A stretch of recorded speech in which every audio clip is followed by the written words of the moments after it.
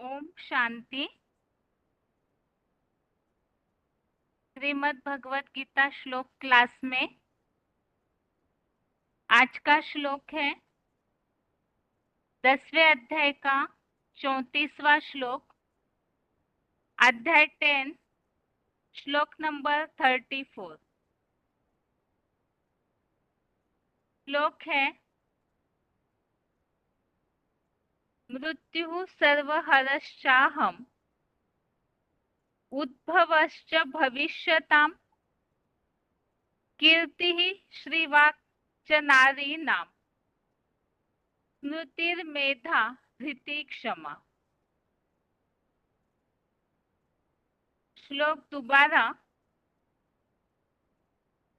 मृत्यु सर्वहरश्चाहम् उद्भवश्च भविष्यताम् कीर्तिः श्रीर्वाक्च नारीणाम् स्मृतिर्मेधा धृति क्षमा। श्लोक का संधि विच्छेद है मृत्यु सर्वहरः च अहम् उद्भव च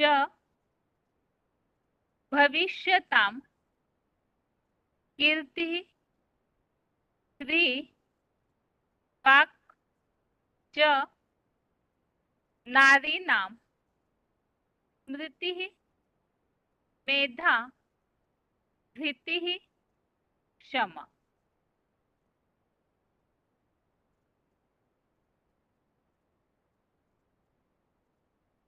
संधि विच्छेद दोबारा।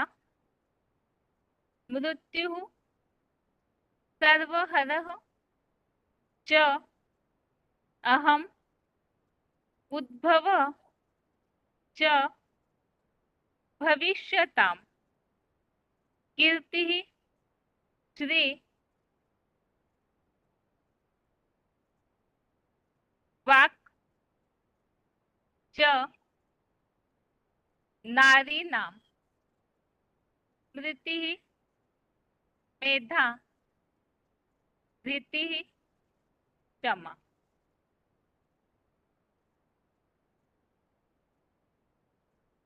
शब्दों के अर्थ है सर्वहरः अर्थात सारे का लोप करता। मृत्युरहम्, इसमें दो शब्द है मृत्यु अहम। मृत्यु अर्थात महामृत्यु, अहम अर्थात हूँ, च अर्थात और, भविष्यताम अर्थात भविष्यगत, उद्भव अर्थात उद्गम, च अर्थात हूँ।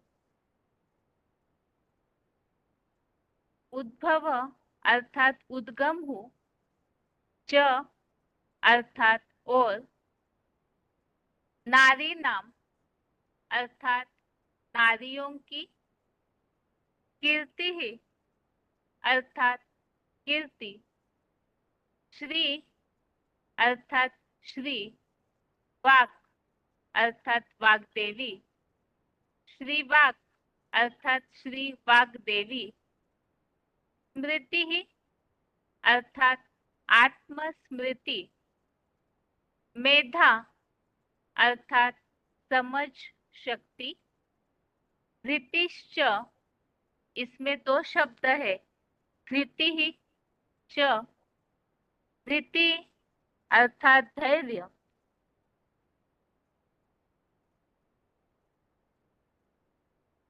च अर्थात और, क्षमा अर्थात क्षमा हूँ। शब्दों के अर्थ दोबारा। सर्वहरः अर्थात सारे का लोप करता। मृत्युरहम्, इसमें दो शब्द है मृत्यु अहम, मृत्यु अर्थात महामृत्यु, अहम अर्थात हूँ, च अर्थात और, भविष्यताम अर्थात भविष्यगत, उद्भव अर्थात उद्गम हूँ, च अर्थात और, नारी नाम अर्थात नारियों की, कीर्ति अर्थात कीर्ति, श्री अर्थात श्री, वाक अर्थात वाग्देवी, श्रीवाक अर्थात श्री वाग्देवी, स्मृति अर्थात आत्मस्मृति, मेधा अर्थात समझ शक्ति, धृतिश्च इसमें दो शब्द, धृति अर्थात धैर्य, च अर्थात और, क्षमा अर्थात क्षमा हूँ।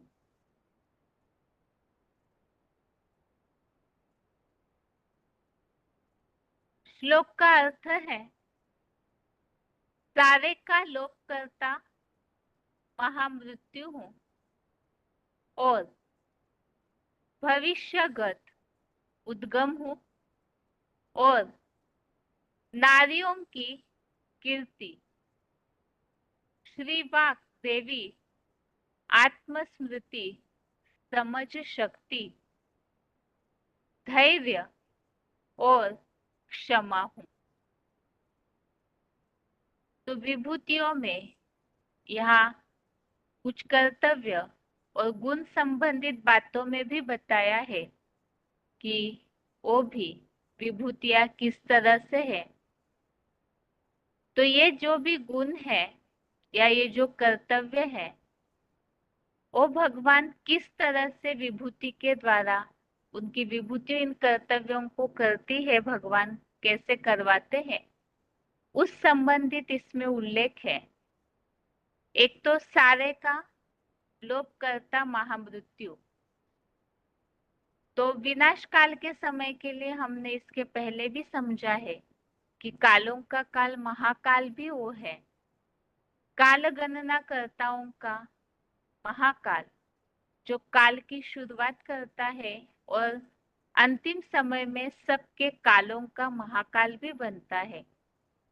उसी बात को यहाँ सारे का लोप करता महामृत्यु हो। अब सब नष्ट होते हैं तो फिर शुरुआत कहाँ से होगी? तो शुरुआत करने के भी वह निमित्त बनते हैं, भविष्यगत उद्गम हो अर्थात शुरुआत करने की वही निमित्त बनते हैं। नारियों की कीर्ति और श्री वाग देवी आत्मस्मृति समझ शक्ति, धैर्य और क्षमा, इन्हीं बातों के लिए और स्पष्टीकरण दिया है। कीर्ति है तो कीर्ति रूप में किन के द्वारा वो कीर्ति प्रत्यक्ष होती है, धैर्य है तो किन के द्वारा और किस तरह से वो धैर्य प्रत्यक्ष होता है, और क्षमा है तो वो क्षमा का कर्तव्य कैसे करते हैं।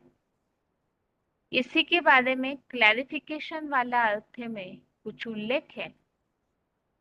क्लैरिफिकेशन सहित अर्थ है, सारे संसार का लोप करता प्रलय करता महामृत्यु हो और निकट भविष्यगत जड़ जंगम रूप में पैदा होने वालों का उद्गम हो और अर्धनारीश्वर ज्योति प्लस लिंग में नारियों की लक्ष्मी रूपा कीर्ति, श्री वाग्देवी बुद्धि रूपा सरस्वती, त्रिनेत्री शंकर की आत्मस्मृति शिव नेत्र के रूप में समझ शक्ति और धर्मराष्ट्र युधिष्ठिर धर्मराज युधिष्ठिर का धैर्य और मैं सदाशिव ज्योति ही क्षमा। तो इसके लिए बताया कि सारे संसार में, इस सारे संसार की सफाई करने के लिए भी जो विनाश काल नूंधा हुआ है, तो वो विनाश अर्थात सारे संसार का लोप करता, प्रलय करता महामृत्यु भी, महाकाल भी वो बनते हैं। तो इसके पहले श्लोकों में भी हमने उल्लेख देखा है, 9वें अध्याय में भी हमने उल्लेख देखा है कि अव्यक्त मूर्ति ना जो शिव समान बनते हैं महादेव, तो वही महाकाल, कालों का काल महाकाल अर्थात महामृत्यु बनते हैं। और फिर वही नई दुनिया की शुरुआत अर्थात भविष्यगत जड़ जंगम रूप में पैदा होने वालों का उद्गम हो, अर्थात सारे संसार की जड़ जंगम चैतन्य जो भी पदार्थ प्राणी मात्र सबका ही उद्गम अर्थात शुरुआत करने के भी निमित्त बनते हैं। तो अव्यक्त मूर्ति नाम के द्वारा कैसे शुरुआत होती है और कैसे सब उनमें याद के द्वारा समाते हैं, महामृत्यु के समय विनाश काल में किस तरह से सब समाते हैं, उसका उल्लेख हम मुरली के पॉइंट्स में समझेंगे ही। अगला बताया है अर्धनारीश्वर अर्थात ज्योति प्लस लिंग में नारियों की लक्ष्मी रूपा कीर्ति। तो शास्त्रों में एक चित्र प्रसिद्ध है अर्धनारीश्वर का, जिसमें आधा शंकर का पुरुष तन और आधा स्त्री तन दिखाया जाता है। तो ये वास्तव में ऐसे कोई जुड़ने की बात नहीं है स्त्री या पुरुष शरीर, बल्कि यहाँ स्वभाव संस्कार मिलकर एक होने की बात। तो उसी स्वरूप को बताया अर्धनारीश्वर। तो वो स्वरूप अर्थात नारियों में जो लक्ष्मी रूपा है, वो जब मिल करके एक हो जाती है स्वभाव संस्कार से, तो ऐसी नारियों में श्रेष्ठ नारी जो कीर्ति है, लक्ष्मी रूपा कीर्ति, जो अर्धनारीश्वर के स्वरूप में ऐसे स्वभाव संस्कार मिलाकर एक हो जाती है, तो वो बताया नारियों की लक्ष्मी रूपा कीर्ति। श्री वाग देवी, तो वो इस तरह से वाचा की देवी है कि उनके ज्ञान का, उनके उस ज्ञान के आधार से जो बोल है उसका कोई सामना नहीं कर सकता है। तो वह ऐसी वाग देवी वही बुद्धि रूपा सरस्वती भी है। तो सरस्वती की विद्या की देवी के रूप में पूजा भक्ति मार्ग में की जाती है।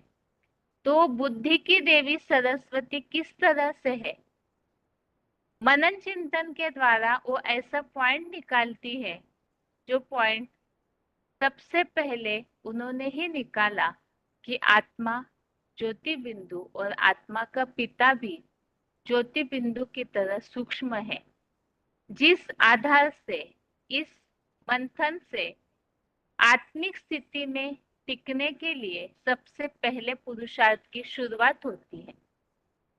और त्रिनेत्री शंकर की आत्मस्मृति शिव नेत्र के रूप में समझ शक्ति। तो शंकर को जो तीसरा नेत्र बुद्धि रूपी नेत्र दिखाया जाता है, जो बुद्धि अर्थात ज्ञान समझ शक्ति, तो आत्मिक स्थिति के आधार से वो शिव नेत्र, शिव उनमें विराजमान है, तो वो बुद्धिमानों की बुद्धि ही समझ शक्ति। तो समझ शक्ति का ये गुण महादेव शंकर के द्वारा परम पिता शिव का ही है, इसीलिए त्रिनेत्र शंकर का गायन है। और धर्मराज युधिष्ठिर का धैर्य, धर्मराज युधिष्ठिर 5 पांडवों में से सबसे प्रथम शास्त्रों में ऐसे वर्णित है कि वो सबसे पहले, बाकी पांडव तो पीछे रह गए, लेकिन युधिष्ठिर पहले गल जाते हैं, अर्थात स्वर्गारोहण जब करते हैं तो सबसे प्रथम पहुंचते हैं। तो उनमें वो गुण है धैर्यता का। वो किस तरह से है उसे हम पॉइंट्स में समझेंगे। और मैं सदाशिव ज्योति ही क्षमा। इस तरह से इस श्लोक में विभूतियों का जो उल्लेख बताया है, महामृत्यु और उद्गम हूँ, नारियों की कीर्ति लक्ष्मी रूपा, और वाक देवी अर्थात बुद्धि रूपा सरस्वती, और त्रिनेत्री शंकर की आत्मस्मृति रूप समझ शक्ति, धर्मराज युधिष्ठिर का धैर्य और सदाशिव ज्योति ही क्षमा है। इनमें से कुछ उल्लेखों के लिए भगवत गीता में आए हुए और श्लोक यहाँ रेफरेंस के लिए लिए हैं, जो हम पहले भी देखे हुए हैं रेफरेंस श्लोक, जहाँ महामृत्यु और उद्गम का उल्लेख आया हुआ है। तो उसके लिए 10वें अध्याय का 32, अध्याय 10 का श्लोक नंबर 32, इसमें उल्लेख है सृष्टियों का आदि मध्य और अंत महाकाल मैं ही हूँ। तो आदि अर्थात भविष्यगत उद्गम और अंत महाकाल अर्थात प्रलयकर्ता में महामृत्यु है। और दूसरा श्लोक है 7वें अध्याय का 6वां, अध्याय 7 का श्लोक नंबर 6।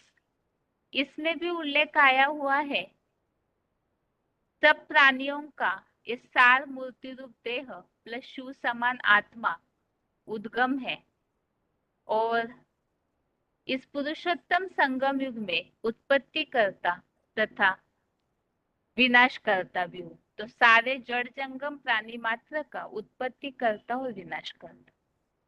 अगला रेफरेंस श्लोक है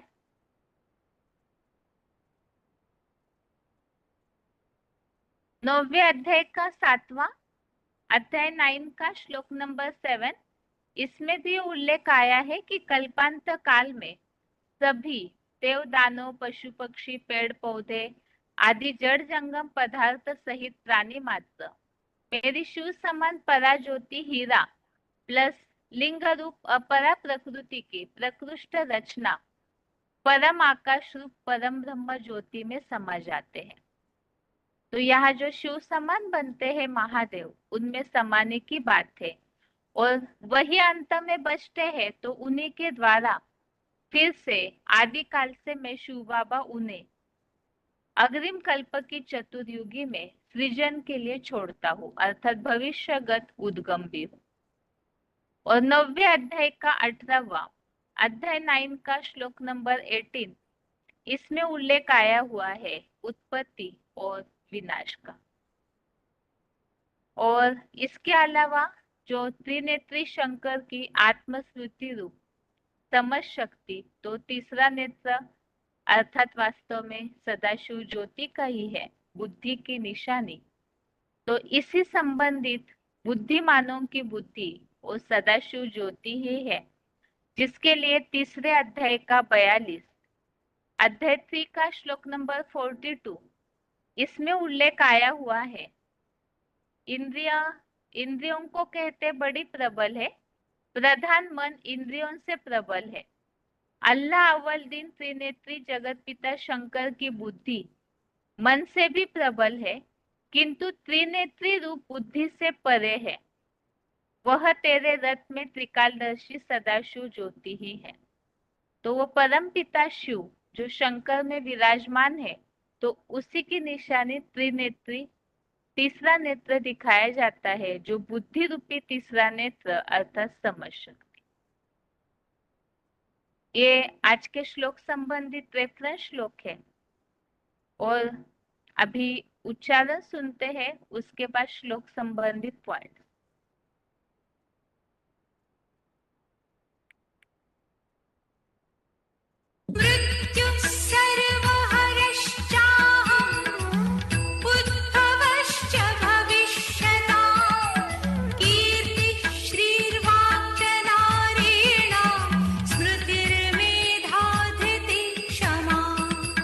सारे संसार का लोप करता प्रलय करता महामृत्यु हूँ, और निकट भविष्यगत जड़ जंगम रूप में पैदा होने वालों का उद्गम हूँ, और अर्धनारीश्वर ज्योतिर प्लस लिंग में नारियों की लक्ष्मी रूपा कीर्ति, श्री वाग्देवी सरस्वती बुद्धिरूप त्रिनेत्री शंकर की आत्मस्मृति, शिवनेत्र के रूप में समझ शक्ति, धर्मराज युधिष्ठिर का धैर्य और क्षमा, मैं सदाशिव ज्योति ही हूँ।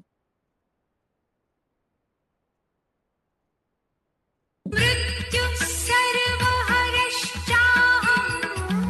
उद्भवश्च भविष्यताम् कीर्तिः श्रीर्वाक्यनारेण स्मृतिर्मेधा धृतिः क्षमा। सारे संसार का लोप करता प्रलय करता महामृत्यु हूँ और निकट भविष्यगत जड़ जंगम रूप में पैदा होने वालों का उद्गम हूँ और अर्धनारीश्वर ज्योतिर प्लस लिंग में नारियों की लक्ष्मी रूपा कीर्ति, श्री वाग्देवी सरस्वती बुद्धिरूप त्रिनेत्री शंकर की आत्मस्मृति, शिवनेत्र के रूप में समझ शक्ति, धर्मराज युधिष्ठिर का धैर्य और क्षमा, मैं सदाशिव ज्योति ही हूँ। आगे है पॉइंट्स।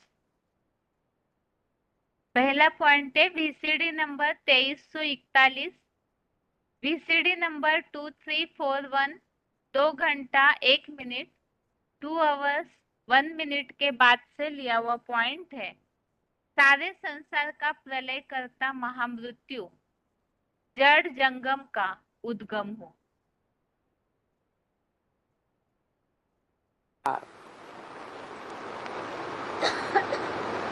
जो एक सत्य है उसका कभी विनाश नहीं होता, सारी दुनिया का विनाश होगा। जड़ पदार्थों का या जंगम चैतन्य का विनाश होगा। चैतन्य और जड़ जो भी पदार्थ हैं दुनिया के, पृथ्वी जलवायु अग्नि आकाश, सब का विनाश होगा, लेकिन उसे एक का विनाश नहीं होता। इसलिए गाया गया है कालों का काल महाकाल, जिसको कोई काल खा नहीं सकता। उसको काल के गाल में जाता हुआ कोई देखता है? देखता है? देखता ही नहीं। उससे पहले ही सब काल के गाल में चले जाते हैं।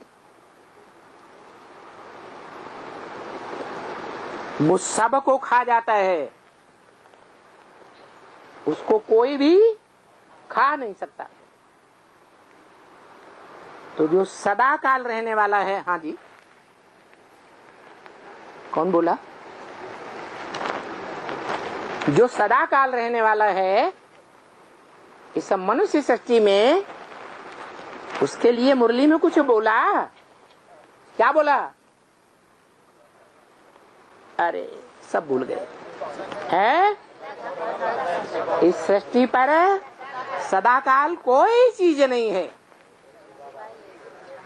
कोई चीज, चाहे जड़ हो और चाहे जंगम हो, चैतन्य हो, इस सृष्टि पर सदाकाल कायम कोई चीज नहीं है। सदाकाल कायम एक शिव बाबा ही है। तो इस सृष्टि पर सदा सत्य कौन है? शिव बाबा। इसलिए जब पूजा अर्चना करते हैं, कीर्तन करते हैं, तो उस संपन्न रूप को सदा शिव के रूप में बताया जाता है। कैसा नेत्र? सदा शिव नेत्र। मना वो आत्मा की इस मनुष्य सृष्टि रूपी रंगमंच पर कभी अभाव नहीं होता, और सभी आत्माएं कुछ न कुछ समय के लिए इस मनुष्य सृष्टि रूपी रंगमंच को छोड़कर आत्मलोक में चली जाती है।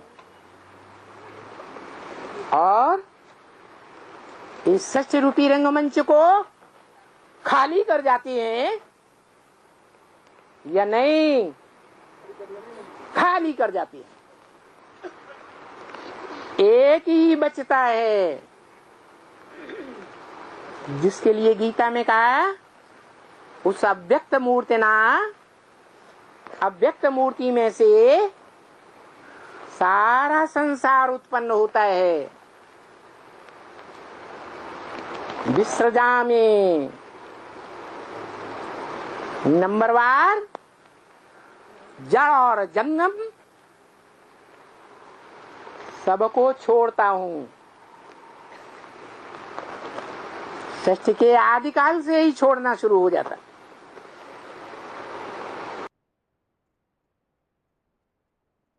अगला पॉइंट है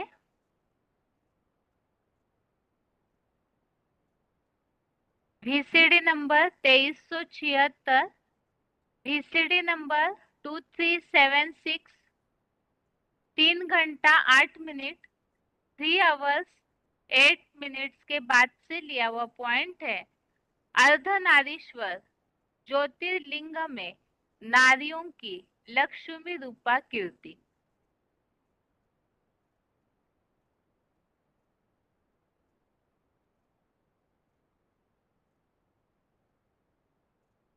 जिसे जलाधारी कहते हैं, ज्ञान जल का आधार लेने वाली प्रैक्टिकल जीवन में। क्या सिर्फ ज्ञान को सुनने सुनाने वाली नहीं, सिर्फ ज्ञान को एडवांस पार्टी वालों की तरह समझने समझाने वाली नहीं, प्रैक्टिकल में धारण करने वाली ज्ञान जल को। कौन गाई हुई है? जिसके लिए गायन है, वरऊ शंभु न तु रहूं कुंवारी, जन्म जन्म लगिल रगरी हमारी। क्या? जिस आत्मा का गायन है, क्या तो जन्म लेकर कुंवारी रहूंगी, ब्रह्मचर्य का पालन करूंगी जीवन भर, या तो वर्ण करूंगी तो इस दुनिया में जो हीरो पार्टधारी हीरे के रूप में शिवलिंग में दिखाया जाता है उसी से वर्ण करूंगी, और किसी आत्मा का संग नहीं करूंगी। तो वो आत्मा जो महागौरी के रूप में गाई जाती है, 9 देवियों के पूजन के बीच सबसे पहले जिसकी पूजा होती है, वो आत्मा साथी बनती है फीमेल के रूप में। जिस फीमेल के लिए बोला है कि तुम शिव की शक्तियां हो, स्वर्ग का गेट खोलने वाली। प्रैक्टिकल जीवन में ज्ञान का कलश शास्त्रों में किसको दिया गया है? अरे उस एक का नाम बताओ। है? लक्ष्मी को दिया। तो जो लक्ष्मी नामधारी है, लक्ष्य को मुझ तक सीमित कर लिया, माने मैं आत्मा लक्ष्मी बनूंगी, नारी से नारायणी बनूंगी। तो वो आत्मा जो ज्ञान जल में ही रहती है, प्रैक्टिकल जीवन में, प्रैक्टिकल इंद्रियों से काम विकार का रस नहीं भोगती, तो उसको कहेंगे क्या?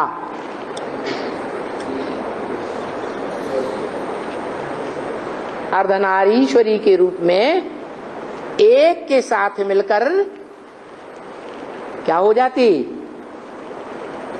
मन मना भव, एक हो जाती। स्त्री और पुरुष दोनों की आत्मा मिलकर क्या बन जाती? एक बन जाती।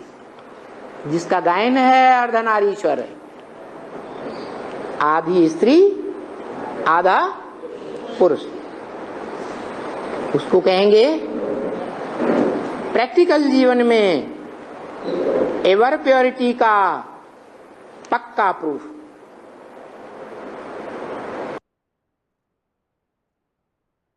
अगला पॉइंट है VCD number 2458, VCD number 2458 51 minute 51 minutes के बाद से लिया हुआ पॉइंट है वाग्देवी सरस्वती।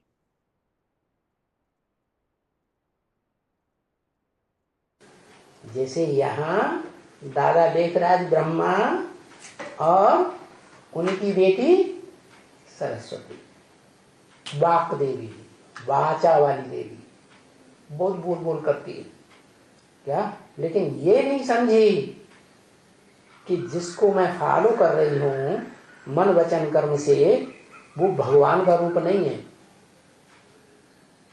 क्या। ये ब्रह्मा जिसकी शास्त्रों में, मूर्तियों में, मंदिरों में पूजा ही नहीं होती, वो भगवान कैसे हो सकता। उस बेटी की बुद्धि में ये नहीं आया, मैंने वाचा चला दी अच्छी अच्छी। जगदम्बा सरस्वती ओम राधे की कभी वाणी सुनी? सुनना, दम से वाणी चलाती है, दबा दब। ब्रह्मा बाबा इतना कंसंट्रेटेड होकर भी नहीं बोल पाते, वो एक पॉइंट को लेकर के धड़ाधड़ एक ही पॉइंट का विस्तार करती चली जाती, इतनी बोलने में होशियार। अगला पॉइंट है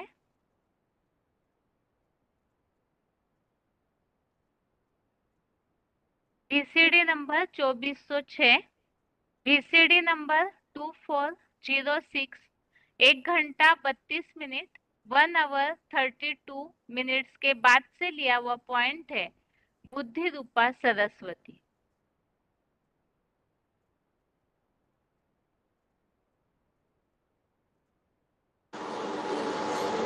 बुद्धि की देवी कौन गाई हुई है? जिसका नाम है जगदम्बा सरस्वती।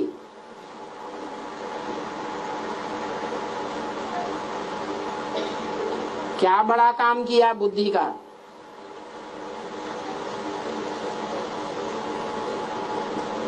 बुद्धि का काम है जो भी मनन चिंतन मंथन किया हुआ है, जो भी संकल्प विकल्प किया हुआ है, उसमें श्रेष्ठते श्रेष्ठ क्या है,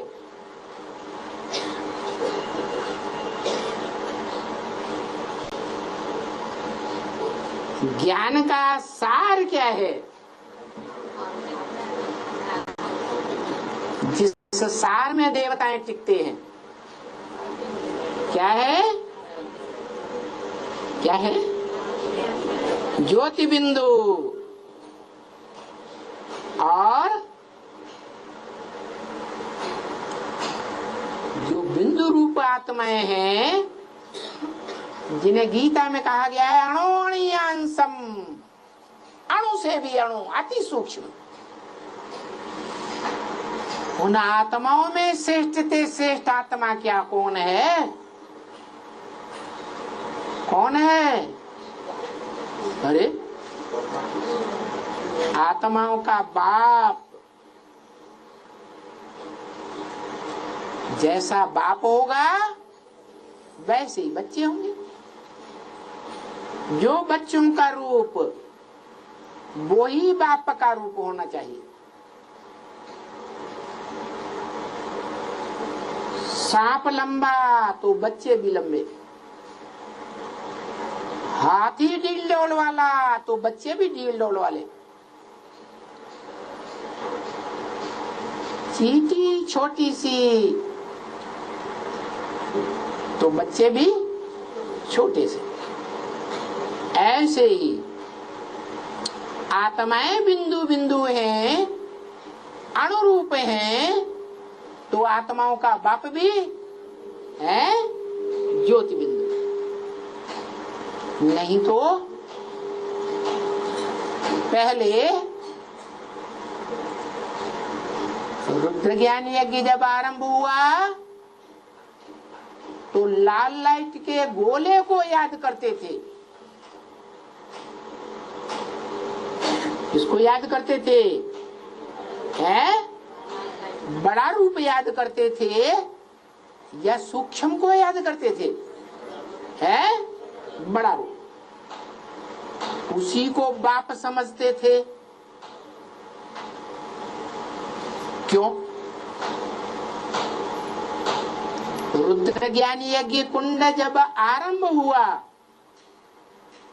तो बड़े रूप को बाप क्यों समझते थे?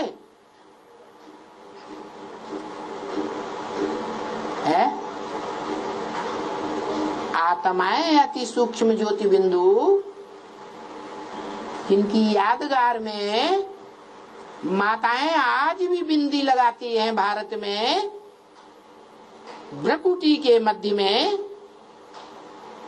तो ये परंपरा को चलाने वाले ऋषि मुनि जानते थे ना कि आत्मा सूक्ष्म है, ज्योति बिंदु है, भ्रकुटी के मध्य में है, जो गीता में लिखा हुआ भी है, ब्रह्मोर मध्य प्राणम आवेश सम्यक। जब प्राण छूटे तो भ्रकुटी के मध्य में भली प्रकार आत्मा को याद करना चाहिए।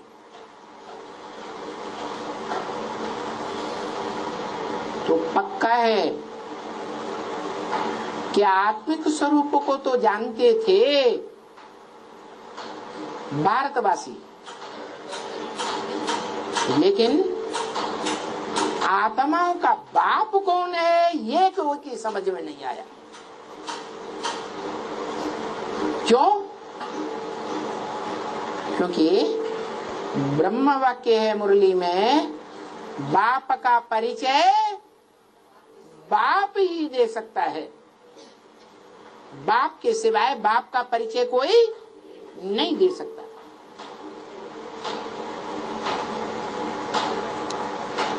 तो पहला बाप का परिचय किसने दिया?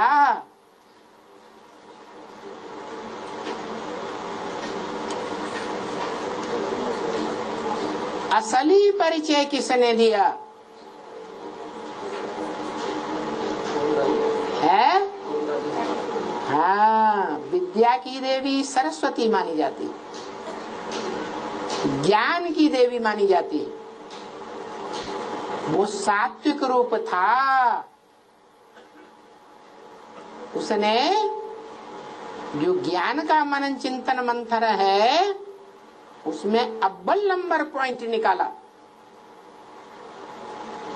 जो आधार बन जाता है स्मृति स्वरूप बनने के लिए।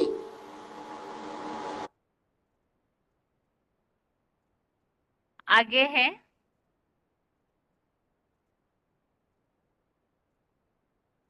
VCD number 200, VCD number 200, 52 minute 52 minutes के बाद से लिया हुआ पॉइंट है। त्रिनेत्री शंकर की विश्व नेत्र के रूप में, शिव नेत्र के रूप में समझ शक्ति। त्रिनेत्री शंकर की शिव नेत्र के रूप में समझ शक्ति।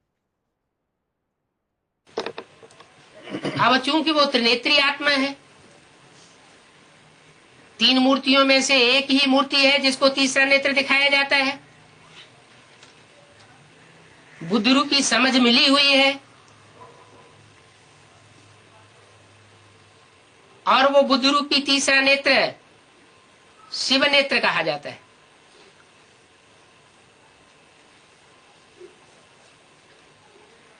माना स्वयं शिव टीचर के रूप में उस आत्मा में प्रवेश करके जो मुरलियां हैं ब्रह्मा बाबा के द्वारा चलाई हुई, उन मुरलियों के एक एक महावाक्य का हिज्जे हिज्जे करके क्लैरिफिकेशन देता है।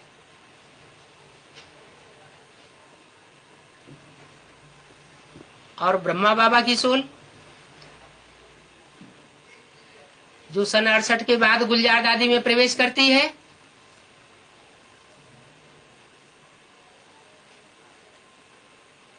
उस वाणी का भी क्लैरिफिकेशन देता है। कौन क्लैरिफिकेशन देने वाला? कौन? स्वयं सुप्रीम सोल शिव। वो बाप भी है, टीचर भी है और सदगुरु भी है। एक ही शरीर के द्वारा तीनों है। अगला पॉइंट है VCD number 723, VCD number 723, 29 minute 29 minutes के बाद से लिया हुआ पॉइंट है धर्मराज युधिष्ठिर।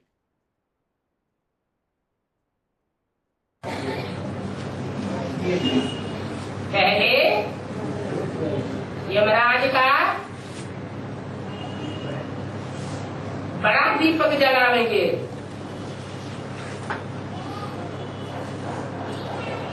बाद में उस बड़े दीपक से छोटे छोटे दीपक जलाए जाते हैं।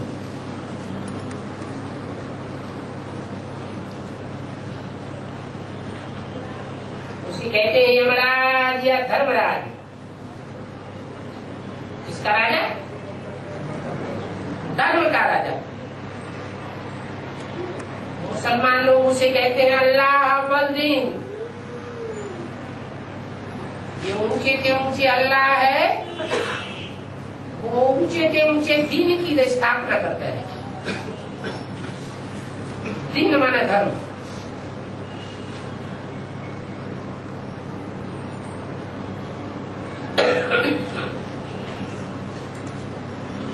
तो बाप सर्व का सत्य की जाता है।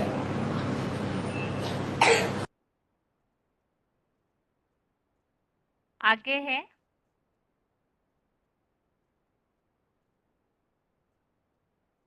वार्तालाप number 342, discussion number 342, 42 minute 42 minutes के बाद से लिया हुआ पॉइंट है धर्मराज युधिष्ठिर का धैर्य।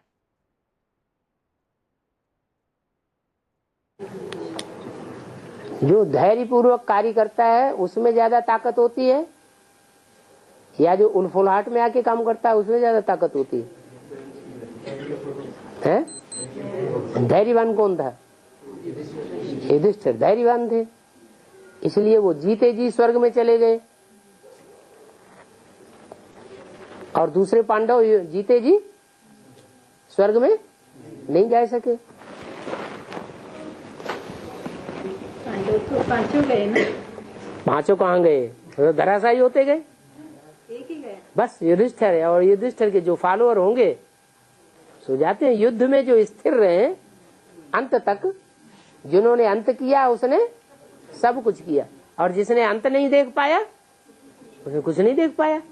तो आखिरी जो विनाश होगा 5-7 दिन का, उस समय तक जो जिंदा रहे वो है युधिष्ठिर की औलाद। और युधिष्ठिर तो ब्रह्मा बाबा, वो तो जन्म ले रहे 18 में। तो बीज कौन है उनका? प्रजापिता। फिर आगे है वार्तालाप number 1578, discussion number 1578, 49 minute 49 minutes के बाद से लिया हुआ पॉइंट है मैं सदा शिव ज्योति ही क्षमा हूँ।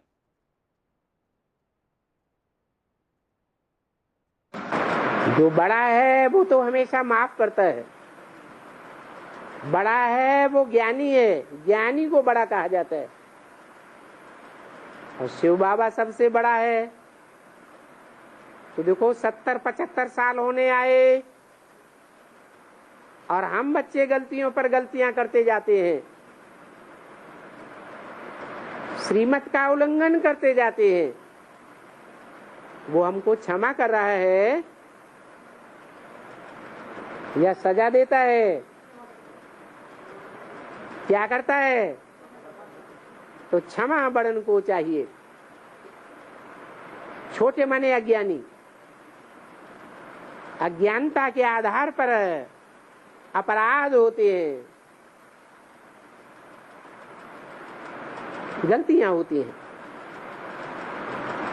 तो ज्ञानी बनाना हमारा फर्ज है या दंड देना हमारा फर्ज है? ज्ञानी बनाए। इस तरह से 10वें अध्याय के 34वें श्लोक संबंधित पॉइंट्स हमने समझे हैं सारे। जो इस श्लोक में विभूतियों का वर्णन आया हुआ है, एक तो संसार का लोप करता महाकाल और उद्गम भी हूँ, स्त्रियों की नारियों की लक्ष्मी रूपा कीर्ति हूँ, और वाग देवी अर्थात बुद्धि रूपी बुद्धि की देवी सरस्वती, आत्मस्मृति की समझ शक्ति अर्थात त्रिनेत्र, और युधिष्ठिर का धैर्य, और परमपिता शिव ज्योति ही क्षमा है, तो वो क्षमा का सागर भी है, ऐसे उनके गुणों में भी उल्लेख है। ये सारे आज के श्लोक की विभूतियों संबंधित पॉइंट्स हमने समझे। अभी आगे है रिवीजन।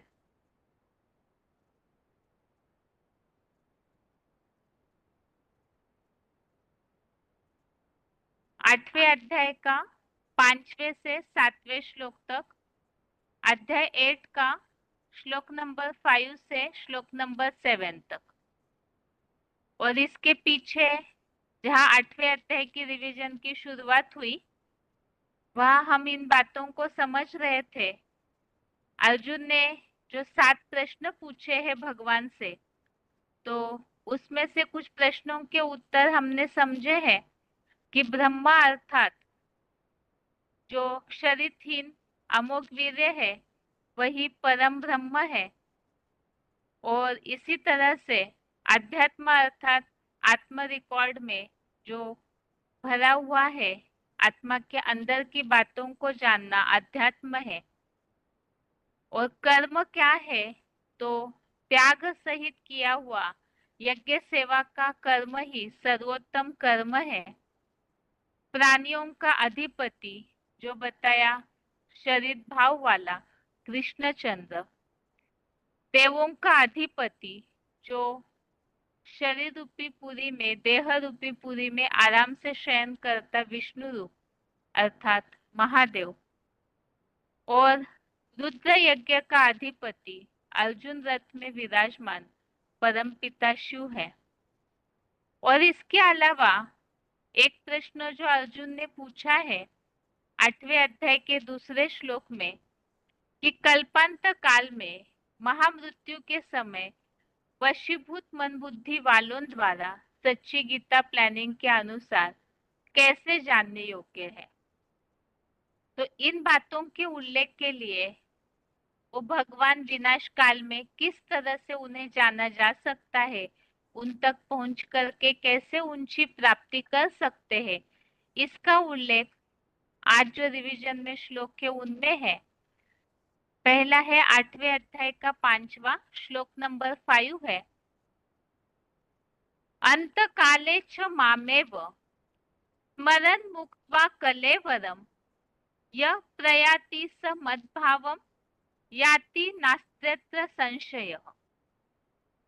श्लोक दोबारा, अंत काले च मामेव स्मरन् मुक्त्वा कलेवरम यः प्रयाति स मद्भावम याति नास्त्यत्र संशयः। अर्थात जो अंतकाल में भी, अंतकाल अर्थात महामृत्यु का विनाश काल का समय, जो अंतकाल में भी मुझ एकमात्र शिव बाबा को ही अव्यभिचारी होकर याद करते हुए शरीर या देह भान को छोड़कर महाप्रयाण करता है, वह योगी मेरे भाव को अर्थात राजाई भाव को पाता है और इसमें संशय नहीं है, वह मेरे जैसा ही युगानुरूप सुखदायी शासक होगा। तो वशीभूत मन बुद्धि वालों द्वारा कैसे जानने योग्य है? तो जो भगवान को अव्यभिचारी होकर के याद करते हैं अंतकाल में, शरीर या तो देहभान छोड़ते हैं याद में ही, तो ऐसे योगी भगवान के राजाई भाव को पाते हैं। और इतना ही नहीं, वो युगानुरूप अर्थात द्वापर कलयुग में जो भी राजाइयां चली है तो उनमें ऐसे सुखदायी शासक बनते हैं। और सतयुग त्रेता युग में तो श्रेष्ठ राजाई है ही है।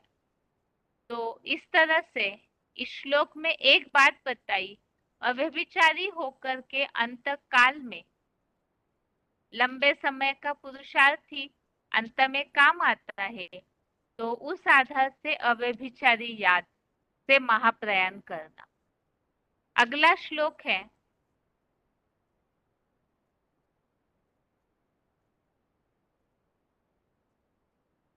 8वें अध्याय का 6वां अध्याय 8 का श्लोक नंबर 6।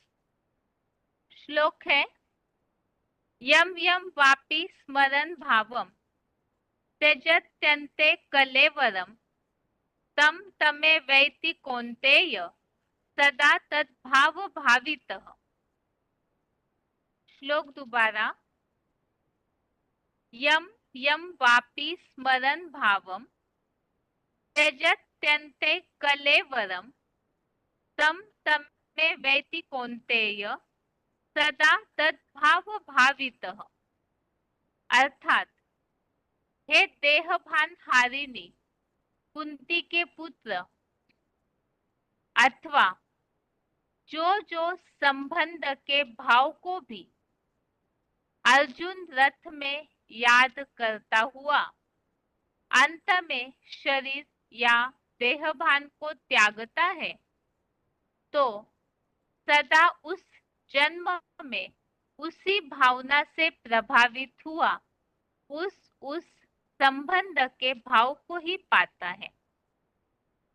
और इसी के लिए जो यहाँ श्लोक में उल्लेख आया है, पहले श्लोक में बात आई पूरी तरह अव्यभिचारी भाव से याद करना।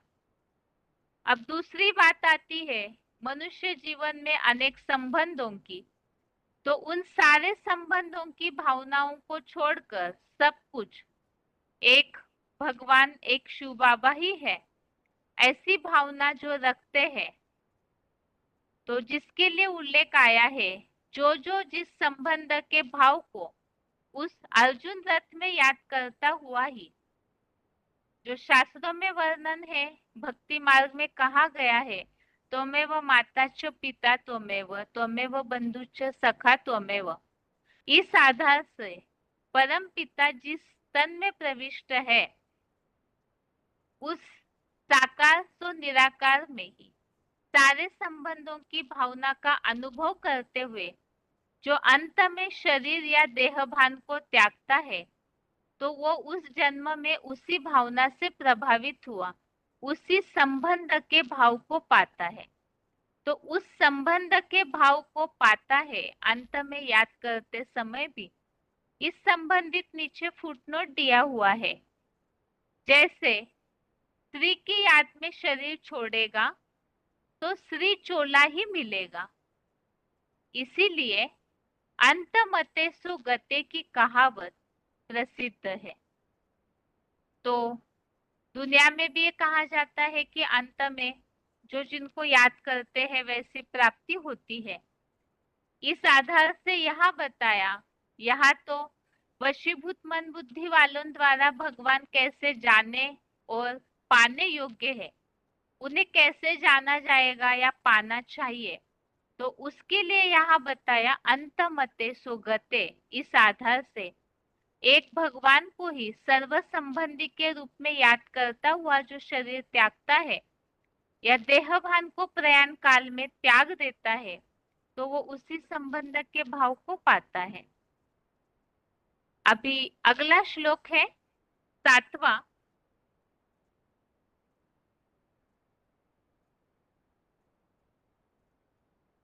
अध्याय 8 श्लोक नंबर 7 है, तस्मात् सर्वेषु कालेषु मामनुस्मर युध्य च मय्यर्पित मनो बुद्धि मामे वैश्यसि संशयम।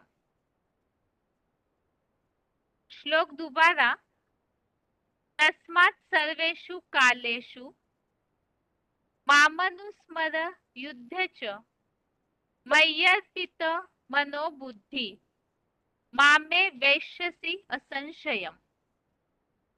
अर्थात इसलिए हर समय ऊंचते ऊंच हीरों में मुझे शिव ज्योति को स्मरण कर और विकारों की माया से अहिंसक युद्ध कर। निसंदेह मेरे में अर्पित हुई मन बुद्धि वाला, तू इस राजयोग से मेरे राजाई भाव को ही पालेगा। तो यहाँ और एक बात बताई, वास्तव में अर्जुन को युद्ध भूमि में ज्ञान दिया है, तो युद्ध भूमि का तो भाव हम अभी तक के श्लोकों में काफी बार समझ चुके हैं। कलयुग के अंत में जो संघर्षमय जीवन होता है मनुष्य मात्र का, विशेषकर 5 विकारों की गिरफ्त में सब मनुष्य मात्र फंसे हुए हैं, तो ऐसे समय में उस विकारी माया से युद्ध करना, तो ये अपने आप में ही अपनी कमियों से युद्ध करना, इसे ही विकारी माया से, विकारों की माया से अहिंसक युद्ध करने के लिए भगवान ने अर्जुन को बताया है। अर्थात उन पर, उन कमियों पर, माया पर विजय पाना है, उन कमियों के प्रभावित नहीं होना है। और इसके लिए बताया मुझे शिव ज्योति को स्मरण कर। कैसे स्मरण करे? तो ऊंचते ऊंच हीरों में उस निराकार को जितना जो याद करके ये युद्ध करते जाते हैं, तो ऐसे युद्ध करने वाले, अर्पित हुई मन बुद्धि वाला, वो राजयोग से राजाई भाव को ही पाएगा। तो भगवान को याद करना और पूरी तरह से मन बुद्धि को नियमित करके इंद्रियों को कंट्रोल करना, इंद्रियों को कंट्रोल करना अर्थात विकारों से युद्ध, और मन बुद्धि पूरी तरह भगवान में लगाना, अव्यभिचारी याद से माया से युद्ध करने वाले वो राजाई भाव को पाते हैं। इसी संबंधित नीचे लक्ष्य दिया हुआ है, फुटनोट है, साक्षात ईश्वर द्वारा सिखाए राजयोग बुद्धियोग से ही कलयुग के अंत तक स्वाधीन राजाओं की राजाई चली है। अन्यथा कोई भी विधर्मी धर्म पिताओं ने राजाई का ज्ञान नहीं दिया, सबने अधीन ही बनाया है। तो यहाँ पर तो भगवान को पाने की बात, अर्थात भगवान के राजाई भाव को पाने की बात है। वो जो लक्ष्य देते हैं उससे प्राप्त करने की बात, वो प्राप्त तभी कर सकते हैं जिसके लिए बताया एक भगवान ही है जो स्वाधीन राजाई प्राप्त कराते हैं, वर्षा देते हैं। और जितने भी धर्म पिताए हैं उन्हें राजाई का ज्ञान नहीं, उन्होंने राज्यों की पढ़ाई पढ़ी नहीं, तो सबको अधीन ही बनाते हैं। इसी संबंधित आगे रेफरेंस श्लोक है,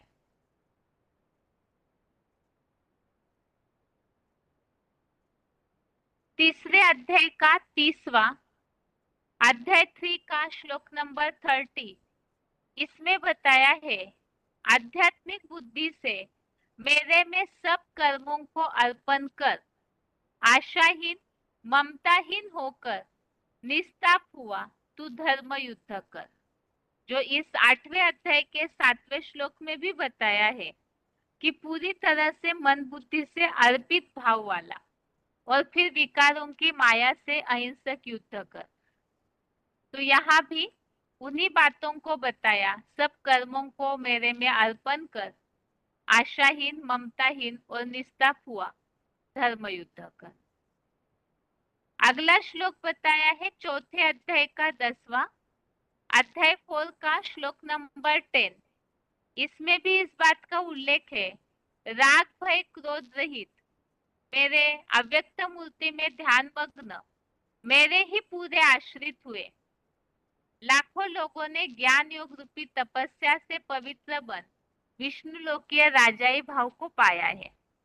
तो यहाँ भी राग भय क्रोध मतलब आसक्ति त्यागना, उस आधार से जुड़े हुई और कमियों को त्याग करके भगवान के ही आश्रित होना, अर्थात बाकी सब कुछ छोड़कर भगवान को सब अर्पण करके उनके आश्रित होने वाले राजाई भाव को पाते हैं।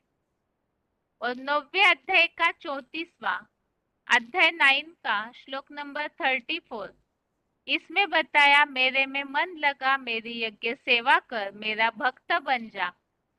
इस प्रकार अव्यभिचारी मन बुद्धि रूप आत्मा का लगाव मेरी अव्यक्त मूर्ति में आश्रित हुआ। मेरे राजयोग द्वारा सर्वोत्तम शासक से राजयोग द्वारा राजाई भाव को ही पाएगा, किसी व्यक्ति के अधीन नहीं बनेगा। तो इस तरह से भगवान विनाश काल में कैसे जानने योग्य है, तो ऐन विनाश के समय तो कोई पुरुषार्थ होता नहीं, उसके लिए पहले से ही पुरुषार्थ करने के लिए यह रास्ता बताया है। इस तरह से जो शुरू से ही अव्यभिचारी भाव से सब कुछ अर्पित होकर के अव्यभिचारी भाव से जो याद करते हैं तो वह राजाई भाव को पाते हैं। ये 8वें अध्याय के श्लोकों की रिवीजन है और अभी आगे है आज का श्लोक।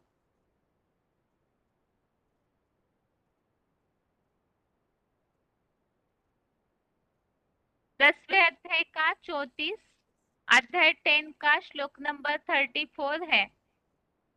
मृत्यु सर्वहरश्चाहम उद्भवश्च भविष्यताम कीर्ति श्रीवाक्च नारीणाम स्मृतिर्मेधा धृति क्षमा। अर्थात सारे संसार का लोप करता प्रलय करता महामृत्यु हूँ और निकट भविष्यगत जड़ जंगम रूप में पैदा होने वालों का उद्गम हूँ और अर्धनारीश्वर ज्योति प्लस लिंग में नारियों की लक्ष्मी रूपा कीर्ति, श्री वाग्देवी बुद्धि रूपा सरस्वती, त्रिनेत्री शंकर की आत्मस्मृति शिव नेत्र के रूप में समझ शक्ति, धर्मराज युधिष्ठिर का धैर्य और मैं सदाशिव ज्योति ही क्षमा हूँ। तो इन सारे विभूतियों के लिए हमने समझा है नारियों की कीर्ति, जो बताया कि वो इस तरह मर्यादा का पालन करती है, लक्ष्मी वाली आत्मा, वरो शंभु न तो रहो कुंवारी। इस आधार से वही अर्धनारीश्वर के रूप में भी स्वभाव संस्कार के सम्मिलित रूप में दिखाई जाती है। तो वो नारियों की कीर्ति, बुद्धि रूपा सरस्वती जो सबसे पहला मनन चिंतन का पॉइंट निकालती है, जिस कारण से परम पिता शिव ज्योति बिंदु है, इस बात से ही सबको स्मृति स्थिर करने का आधार मिलता है। और शंकर की आत्मस्मृति रूप समझ शक्ति त्रिनेत्र, जो कि सारी बातों का क्लैरिफिकेशन उस द्वारा मिलता है। युधिष्ठिर का धैर्य जो स्वर्गारोहण करने में अव्वल नंबर जाते हैं, और सदाशिव ज्योति ही क्षमा करने सबसे ऊंचते ऊंच है। और इसमें जो महामृत्यु और उद्गम के लिए उल्लेख आया है, इसके लिए हमने श्लोक समझे हैं। 10वें अध्याय का 32वां अध्याय 10 का श्लोक नंबर 32, 7वें अध्याय का 6वां अध्याय 7 का श्लोक नंबर 6। आगे है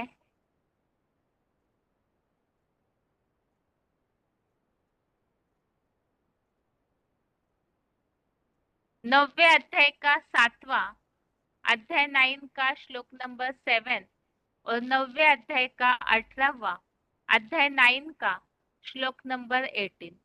इन सारे ही श्लोकों में महामृत्यु अर्थात लोप करता प्रलय करता और सृष्टि का उद्गम करता किस तरह है इसका उल्लेख है। और त्रिनेत्री रूप में समझ शक्ति अर्थात बुद्धिमानों की बुद्धि परमपिता शिव जो शंकर में विराजमान है, तो इसके लिए तीसरे अध्याय का 42 अध्याय 3 का श्लोक नंबर 42। इस तरह से आज के श्लोक के साथ रिवीजन भी हमने पूरी की है। और श्लोक नंबर एक बार फिर से 8वें अध्याय का 5वें से 7वें श्लोक तक, अध्याय 8 का श्लोक नंबर 5 से श्लोक नंबर 7 तक, 10वें अध्याय का 34वां, अध्याय 10 का श्लोक नंबर 34। और इसके साथ ही आज के लिए गीता क्लास यहाँ पूरा होता है। ओम शांति।